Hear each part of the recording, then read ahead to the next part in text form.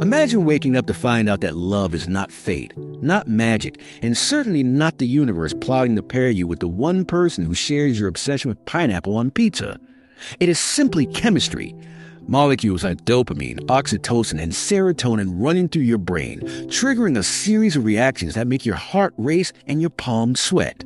Now imagine that science has advanced to the point where we can control those chemicals at will. No more awkward first dates wondering if there will be a spark. No more heartbreak playlists or crying in the tubs of ice cream. You could simply adjust a setting on your phone, take a small capsule, or apply a stylish wrist patch, and voila, instant affection. Dating apps would change overnight. Forget swiping left or right. Your profile would list your receptor sensitivities and preferred hormone mix. First dates would come with little starter kits, and you would both agree on the level of attraction beforehand, just like agreeing on whether to split the bill. Relationship counseling would turn into bond recalibration sessions, where a technician fine-tunes your hormonal balance until you both feel perfectly in sync. But where there is profit, there is marketing. Corporations would jump in with loyalty sprays for customers, team harmony patches for workplaces, and even trust enhancers for politicians before a debate. Shops could subtly mist you with brand bonding formula as you browse, making you feel oddly attached to that overpriced lamp. The potential for misuse would be enormous.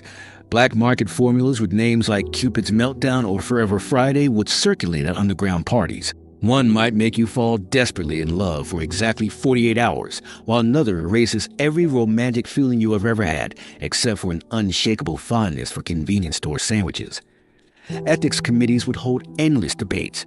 Is chemically induced love real love, or just a sophisticated emotional deepfake? Religious leaders would issue statements. Philosophers would write long essays that nobody reads past the second paragraph. The public would split into two camps: the naturals, who insist love must remain unpredictable, and the controllers, who argue that managing our feelings could spare us centuries of heartache. Laws would appear. Consent forms for emotional dosing. Penalties for stealth spraying someone without their knowledge. Strict labeling of hormonal products. But lines would blur. What if a coworker doses themselves to make you trust them more? What if a spouse secretly boosts your commitment levels during an argument? What if a reality TV show manipulates contestants' feelings for better ratings? Despite the risk, the temptation would be irresistible. Who would not want to skip the messy uncertainty and jump straight to the honeymoon phase? Yet a question would hang in the air. If we can switch love on and off like a lamp, will we still value it? Will we cherish the moments when our hearts pound for reasons we cannot explain? Will they feel manufactured, like a playlist designed by an algorithm? If every romance can be planned, calibrated, and end without pain, will we even remember how to love without assistance? Will we still write bad poems and make impulsive decisions just because someone smiled at us? In this future, love becomes a subscription service. Passion is packaged. Heartbreak comes with a refund policy. Some people will embrace it as progress. Others will mourn the loss of mystery. And somewhere, in a quiet corner, Cupid will be updating his resume. This is where our journey begins. Welcome to What If Horizons, where we explore the strangest possible what-ifs and push them to their logical and often ridiculous limits. Today, we take our first step into a world where love is programmable, feelings are for sale, and happily ever after is just another product in the catalog. The first adopters of controlled love technology were a curious mix of hopeless romantics, ambitious techies, and people who treated relationships like seasonal wardrobe updates. They called themselves pioneers of the heart, though critics preferred lab rats in love. Early promotional videos show couples laughing in perfectly lit kitchens, taking synchronized sips of coffee while heart rate monitors flash green. The message was clear. With the right mix of chemicals, you could have romance without risk, passion without pain. At first, results seemed miraculous. Shy people found themselves confidently asking strangers out. Long-distance couples sync their emotional states across time zones. Marriages on the brink of collapse experienced honeymoon-level affection in time for holiday dinners, but the novelty came with side effects. One man accidentally set his attraction level so high that he fell in love with his toaster. Another reported uncontrollable jealousy towards his own reflection. Clinics quietly advise customers to avoid stacking multiple emotional upgrades at once after a case where someone overdosed on both passion and trust, leading them to propose marriage to a con artist and hand over their life savings before dessert. The media was torn between fascination and fear. Morning shows brought on scientists to explain the neurochemical love loop, while tabloids ran headlines like "She dosed me and ghosted me." Social media erupted with memes, brain-shaped pill bottles, screenshots of dating app love calibration sliders, and a now viral photo of a wedding officiant holding a syringe instead of a bouquet. As more people experimented, the lines between real and artificial affection began to blur. Could you truly say you loved someone if a formula was responsible for that feeling? Some insisted it didn't matter. After all, wasn't all love chemical in the end? Others argued that consent in relationships now meant more than physical boundaries. It meant knowing whether your emotions were organic or engineered. New etiquette rules emerged. It became polite to disclose your current emotional settings on a first date. There were apps that could scan a handshake for traces of hormone modulators. At parties, people joked about getting random tested before kissing someone. The government eventually introduced the Emotional Regulation Act, setting limits on dosage strength and requiring a mandatory cooling-off period between adjustments. Predictably, black markets adapted, offering untraceable microdoses for those who wanted subtle emotional boosts without detection. Meanwhile, some users began chasing the high of early-stage romance, dialing up their dopamine until ordinary life felt unbearably dull. Support groups formed for those addicted to love enhancements, with members describing withdrawal symptoms like emotional flatness, lack of interest in hobbies, and an unsettling tendency to look at everyone as potential test subjects. But in the midst of regulation and controversy, there were genuine success stories. Couples who had drifted apart rediscovered why they fell for each other in the first place. People struggling with emotional numbness found joy again. Parents used bond boosters to feel more connected to newborns during sleepless nights.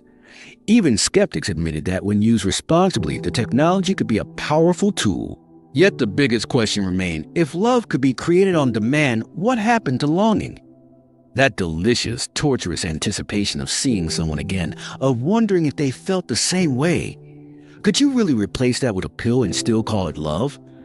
Or would we find ourselves longing for longing itself? That was the irony no one in the glossy adverts wanted to talk about. You could have all the passion you wanted, but without uncertainty, it might just feel like another scheduled activity. As the technology spread, so did the culture surrounding it, and soon emotional engineering became a social status symbol, the way luxury cars or designer clothes once were. The wealthiest clients booked exclusive appointments at high-end affection boutiques where personal chemists curated bespoke love blends tailored to match their lifestyle, taste in music, and even vacation plans. Dating no longer began with "what do you do," but with "who's your chemist." Celebrities launched signature love formulas, each promising to replicate the exact emotional cocktail they felt during their most famous romances. Magazines published rankings of the top 10 passion profiles, complete with QR codes to purchase the mix. Romantic comedies shifted plots entirely, focusing on couples who accidentally swapped hormone patches and fell in love with the wrong person, only to discover that maybe, just maybe, the wrong person was right after all. But beneath the glamour was a growing unease. A small but vocal group of emotional purists staged protests outside clinics, holding signs that read "Keep Love Wild" and "No Science in My Heart." They argued that commodifying emotion stripped away the essence of humanity, turning relationships into chemical transactions. Some even claimed that constant hormonal adjustments were dulling society's capacity for genuine empathy. Ironically, many of them ended up in heated debates with maximizers, people who proudly admitted to optimizing every feeling for efficiency and personal gain. Meanwhile, the tech industry kept pushing boundaries. A new wearable, the HeartSync band, promised real-time emotional alignment between partners by monitoring and adjusting hormone levels minute by minute. Couples began to share emotional dashboards, allowing them to see exactly how much affection, attraction, and trust each partner was experiencing at any given time. This transparency was meant to foster honesty, but it also led to arguments like, "Why is your trust meter only at 78%? Therapists complained that the technology was replacing genuine communication with numerical targets. The dating world became even stranger. There were pop-up love labs in shopping malls where you could get a quick crush boost before speed dating. Singles events offered group dosing sessions followed by karaoke because nothing says romance like belting out 80s ballads under the influence of synchronized oxytocin spikes.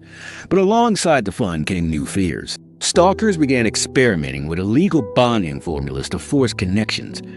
Lawsuits emerged over emotional fraud, where one partner failed to disclose they were chemically enhancing their feelings.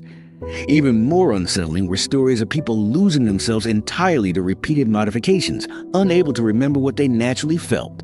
And yet, for every horror story, there were tales of joy. Long-term couples navigating grief used mild doses to stay connected through hard times. Friends used empathy enhancers to heal after falling out. A few rare individuals even weaned themselves off enhancements entirely, rediscovering the unpredictable magic of organic love. In the end, the rise of love control tech was less about the chemicals themselves and more about how people chose to use them as tools, toys, or weapons. And as we'll see next, some of those choices would change not just relationships, but the very definition of what it meant to be human. The honeymoon phase of society's romance with love control technology didn't last forever, because once the novelty wore off, people began to notice the cracks. The first signs came from the Forever Together program, a premium subscription service promising a constant state of perfect love for couples willing to pay for monthly recalibrations. At first, it worked wonders. No arguments about chores, no awkward silences at dinner, no questioning glances when someone came home late. But after a while, users reported feeling strangely hollow, like they were playing the role of perfect partner rather than actually being one. Psychologists started calling it synthetic affection fatigue, a condition where the brain, overstimulated by constant artificial bonding, stopped responding to the chemicals entirely. Meanwhile, the dating scene developed its own problems. People became addicted to the thrill of first-dose love, constantly ending relationships to chase that initial rush with someone new. Apps began offering romance rotations, prearranged schedules that paired you with a new match every few weeks, complete with a fresh hormonal boost. Commitment became unfashionable, replaced by what the media called chemical tourism, hopping from one carefully dosed connection to the next. This had economic consequences, too. Industries that thrived on breakups, like sad music, ice cream sales, and impulsive haircut decisions, saw profits drop. Heartbreak was going extinct, and so were the businesses built around it. Not everyone was unhappy, though. Divorce rates plummeted among couples who used mild, sustained bonding formulas. Some therapists transitioned to emotional maintenance specialists, helping clients fine-tune their love levels like adjusting a thermostat. Even workplaces adapted, with HR departments offering team chemistry calibrations to prevent office drama. But with every new convenience came moral dilemmas. Should parents be allowed to use bonding enhancers to feel closer to their children? Or would that create an unhealthy dependency? Could political leaders legally dose their audiences to inspire loyalty? And most uncomfortably, what happened when someone decided to withdraw a chemical connection entirely? Breakups became cleaner but colder. Instead of messy arguments and tearful closure, people would simply reduce their hormone dosage until the feeling faded, often without explanation. This clinical approach to ending relationships left some wondering if they'd ever been truly loved at all. Underground counterculture movements emerged in response. Known as raw hearts, these groups rejected all forms of emotional enhancement, holding secret parties where attendees swore to feel everything naturally, no matter how messy. They romanticized unfiltered heartbreak, wore their tear stains like badges of honor, and wrote terrible but heartfelt poetry. Their critics mocked them as emotional masochists, but the raw hearts insisted they were preserving something essential. The clash between engineered and organic love was heating up, and as we'll see next, it was only a matter of time before it boiled over into something bigger than just personal relationships. The turning point came when a leaked government report revealed that several world leaders had been experimenting with large-scale emotional modulation, not just on romantic partners, but on entire populations. The idea was simple and terrifying. If you could flood a city with subtle doses of trust and affection, you could sway elections, calm civil unrest, or make citizens more compliant without them ever realizing it. The media dubbed it mass bonding, and suddenly everyone started looking suspiciously at the mist machines in public parks and the scented air diffusers in shopping malls. Conspiracy forums went wild, claiming everything from the mayor is dosing us through the water supply to that new perfume line is a loyalty drug in disguise. While much of it was paranoia, investigations confirmed that at least a few corporations had run unapproved market experiments, releasing low-level attraction formulas into crowded events to measure sales impact. Public outrage boiled over. The controllers defended the tech, insisting that with proper oversight it could foster unity and prevent conflict. The naturals saw it as the ultimate violation of free will. Protest marches erupted worldwide, and the Raw Hearts movement swelled with new recruits, now joined by former controllers who had lost faith in the system.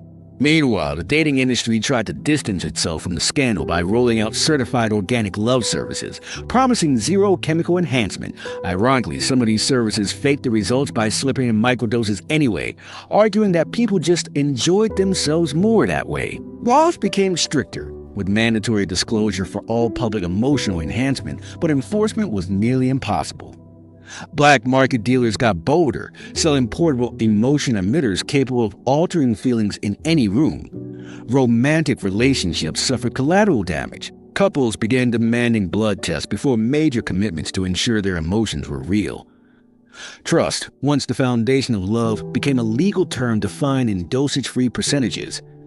Therapists reported a new phenomenon called emotional paranoia, where clients doubted their feelings even when there was no evidence of manipulation.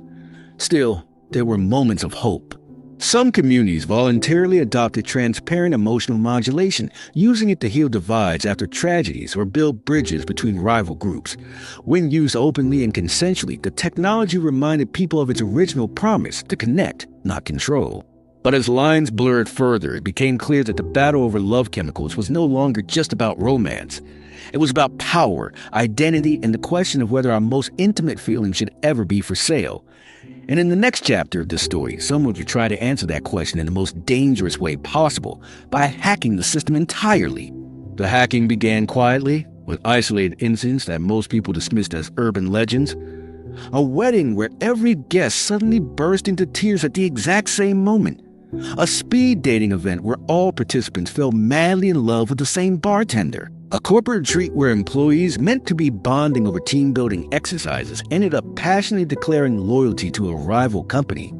At first, these stories seemed absurd, until a group of underground tech activists called the Heartbreakers claimed responsibility. Their manifesto, posted anonymously online, stated that if love could be controlled by corporations and governments, then it could just as easily be stolen, sabotaged, or given away for free.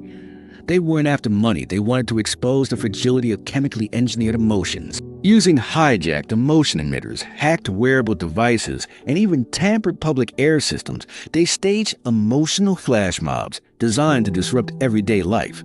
One day, commuters on the subway line would experience an overwhelming rush of nostalgia for their first crush. The next, a shopping district would be flooded with mild infatuation, causing strangers to awkwardly compliment each other's shoes. The authorities labeled them terrorists. The Raw Hearts hailed them as heroes.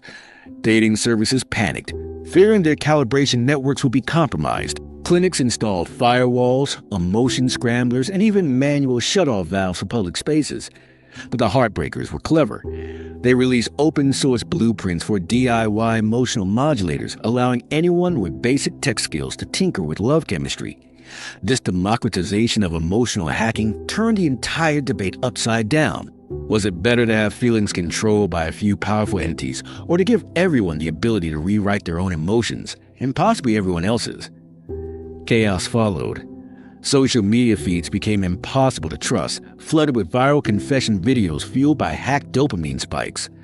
Families report bizarre arguments after accidental empathy overdoses. Romantic relationships were both sparked and destroyed in a single evening, sometimes with the same couple. Law enforcement was overwhelmed, unable to track every incident, and yet many people admitted they enjoyed the unpredictability. For the first time in years, love felt exciting again, even if it came with the risk of accidentally falling for your dentist or developing a crush on a lamppost. The Heartbreakers had made their point. Emotions might be programmable, but they were also inherently unstable. And that instability, they argued, was what made them real. The world was now standing on the edge of a strange new reality. One where love could be hacked as easily as a social media account, and no one was entirely sure whether that was a blessing or a curse. The government's response to the Heartbreakers was swift and heavy-handed. Emergency legislation known as the Emotional Stability Act was passed, granting unprecedented powers to monitor and regulate emotional modulation devices. Overnight, the sale of personal hormone kits was banned. Clinics faced mandatory audits, and owning an unregistered emotional emitter carried the same penalty as possessing a weapon. Enforcement teams, nicknamed Heart Cops by the press, patrolled public spaces with handheld scanners, checking for unauthorized enhancements. On the surface, this crackdown restored order. Incidents of mass emotional disruption plummeted. Dating apps reported fewer hacks, and political rallies returned to their usual levels of choreographed enthusiasm. But beneath the stability was a simmering resentment. The ban had not erased the desire for emotional control. It had driven it underground. Hidden markets flourished, offering secret love speakeasies where people could experience illegal doses away from the prying eyes of scanners. Some of these venues were luxurious, offering curated emotional journeys paired with fine dining and live music. Others were little more than dimly lit basements where strangers exchanged homebrewed vials and whispered warnings about purity levels. The Raw Hearts, once a niche counterculture, grew into a sprawling network of resistance. They smuggled unregistered devices, sabotaged official emitters, and spread digital manifestos calling for the freedom to feel. Their message resonated with more people than ever before, not just those nostalgic for organic love, but also former controllers who hated the idea of the state deciding which feelings were acceptable. Meanwhile, the Heartbreakers adapted their tactics, turning from chaotic public stunts to targeted emotional interventions. They hacked into arranged marriages to inject real passion, disrupted toxic workplaces with empathy floods, and even staged citywide gratitude surges to improve morale. It was their way of proving that emotional manipulation wasn't inherently evil, only the intent behind it mattered. But for every act of goodwill, there were unintended consequences. A gratitude surge in one city caused a week-long labor strike to collapse, giving corrupt executives free rein. A passion boost in another led to a spike in impulsive marriages, many ending in rapid annulments. These ripple effects deepened the global debate. Was freedom of emotional choice worth the risk of chaos? Or was stability worth the sacrifice of spontaneity? As both sides dug in, it became clear that the conflict was no longer about love alone. It was about control. Who had it, who wanted it, and who would fight to the end to keep it. And in the next chapter, the fight was going to get personal. The personal side of the conflict erupted when the first high-profile emotional custody battle hit the headlines. A wealthy tech executive and her artist ex-partner had used bonding enhancers throughout their 5-year relationship. And now that they were splitting, they both claimed rights to the shared emotional profile they had developed together. In court, lawyers argued over whether the formula that kept them in love was intellectual property, shared experience, or something that should have been destroyed the moment they broke up. The case became a media circus, with pundits speculating on talk shows about whether love could be legally owned. But this was just the beginning. Across the world, breakups became more complicated as people demanded emotional severance packages, small doses to ease withdrawal symptoms, or gradual reductions to prevent sudden emotional crashes. Relationship consultants started offering phase-out programs for couples splitting amicably, while more vindictive exes hired underground hackers to spike their partner's emotions one last time, either rekindling unwanted passion or sparking intense disgust. Meanwhile, the Heartbreakers shifted strategy again, moving from chaotic stunts to precise, targeted operations. They began offering anonymous emotional interventions, hacking devices to strengthen or weaken feelings in situations they deemed morally justified. A domestic abuse victim could request an emergency empathy surge for their abuser, or an activist group could arrange a compassion spike for politicians before a crucial vote. Public opinion was sharply divided. Supporters argued that such interventions could change lives for the better, while opponents warned that giving anyone the power to decide whose emotions to alter was a dangerous step toward emotional vigilantism. The government doubled down, introducing biometric authentication for all licensed devices, but black market tech quickly found ways around it. This arms race between regulators and rebels pushed the technology into stranger territory. Some users began experimenting with emotional blending, combining multiple states, love, empathy, nostalgia, even awe, into layered experiences designed to feel more real than natural emotions ever could. These blends became addictive, offering a depth of connection people found hard to give up. But blending came with risks. A poorly calibrated mix could trigger contradictory feelings, leaving someone simultaneously enamored and repulsed by the same person, or nostalgic for a moment that had not yet happened. Therapists described these clients as emotionally seasick, adrift in sensations that didn't match reality. The cultural divide deepened. For some, love-controlled technology was now a refined art form, capable of producing experiences more beautiful than anything nature had to offer. For others, it was a dangerous crutch, making genuine connection harder to find. And as the Heartbreakers prepared their most ambitious plan yet, both sides sensed that the next move could decide the fate of love itself. The Heartbreakers' final plan was unlike any the world had seen before. They called it Project Open Heart, and its goal was to release a perfectly balanced, universal love formula into the global atmosphere, not just to a city or a country, but to the entire planet. The formula wasn't designed to make everyone romantically obsessed with each other, but to spark deep empathy, dissolve prejudice, and trigger a wave of mutual care that could, in theory, end most forms of human conflict. The announcement split the world in half. Supporters claimed it could be the dawn of a utopian era, finally breaking the cycles of war, hate, and cruelty. Opponents warned it was the ultimate violation of human autonomy, an irreversible act that would rewrite every living person's emotional state without their consent. Governments scrambled to prepare, deploying fleets of drones and satellite jammers to prevent the formula from dispersing. Corporations with their own proprietary love tech lobbied hard to block the operation, fearing it would destroy their market overnight. The raw hearts surprisingly were divided. Some believed this was the perfect ending to humanity's emotional arms race, while others saw it as the ultimate betrayal of their principle of unfiltered feeling. Meanwhile, in secret locations around the globe, the Heartbreakers assembled massive dispersal towers and launched microsatellites carrying canisters of the formula. Hackers worked around the clock to disable countermeasures.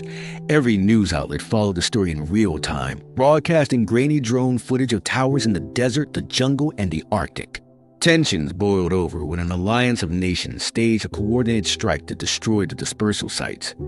Explosions lit up the night, and for a moment it seemed the operation had failed. But then, a group of Heartbreakers revealed a backup plan. The formula had already been embedded in millions of common consumer products, from air fresheners to facial creams, slowly releasing over months. By the time most governments realized, the first signs appeared, strangers smiling more, arguments diffusing faster, old grudges quietly fading. Yet it wasn't perfect. In some places, the effect was too strong, leading to bizarre public displays of affection between total strangers. In others, cultural resistance led to tension, with communities rejecting anyone showing unnatural levels of compassion.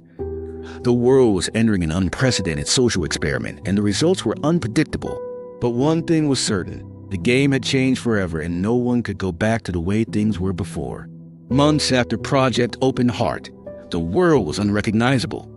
In some regions, the streets were filled with laughter, open-air concerts, and spontaneous acts of kindness. In others, compassion police patrolled neighborhoods, scanning for illegal emotion dampeners that some used to resist the formula's effects. Markets for authenticity boosters boomed, tiny devices that claimed to neutralize the formula so you could experience raw, unaltered feelings again. Governments were still debating whether to regulate the formula's spread, but with such deep saturation in the air, food, and even water, control seemed impossible. The Heartbreakers had vanished into myth, their identities never confirmed, leaving the world to deal with the aftermath. Society adapted in strange ways. Dating apps no longer sold compatibility scores but emotional resonance curves, graphs showing how two people's formula-boosted feelings might sync over time. Political campaigns turned to empathy marathons, candidates competing to prove who could care the most. Art took on a new dimension, with creators using layered emotion blends to make audiences weep, laugh, and fall in love during a single performance.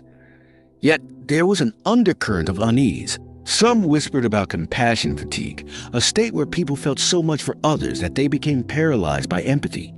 Others feared that the shared emotional baseline would erase cultural diversity, flattening humanity into one endless polite conversation.